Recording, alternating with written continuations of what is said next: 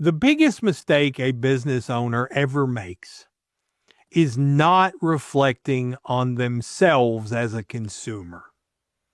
And so when I know as myself a consumer, if I'm looking for a plumber, I'm going to go through that sequence we talked about earlier. I'm going to do the Google search. I'm going to look for names I recognize.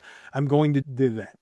And unless there is an overwhelming reason for me picking one above the others, I'm not going to wait for him to return a call once I call and leave a message.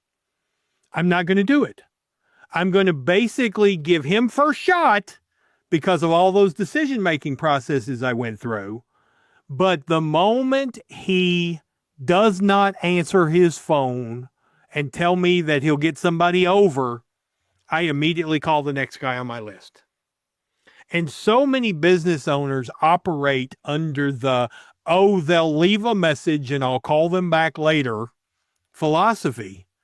And it's simply not going to do. People are slow to take action. But when people do decide to take action, they want to take action now.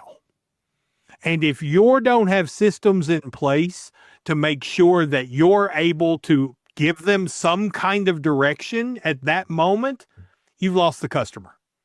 You've lost the customer over and over again. And then to exacerbate that problem, we have gotten very used to people not calling us back.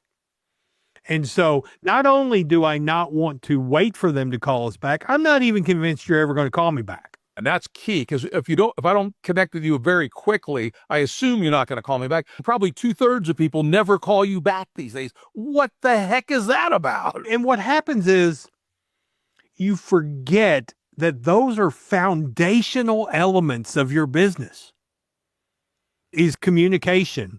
And ask yourself, when you're evaluating your systems, ask yourself, as a customer, if I encountered this system, would I follow through and become a customer? And 90% of the time, the answer is going to be no.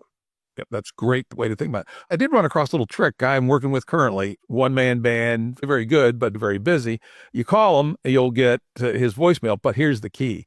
In his message, he says, can't take your call right now, but if you text me, I will get back to you on a more expedited basis.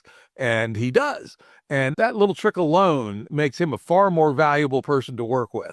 He'll get back to you. The text might be stuck in the middle of, you get back in 5 minutes, say, I'm stuck in the middle of a meeting. I'll call you at 1:20. And that's all it takes for me to keep the relationship live with him.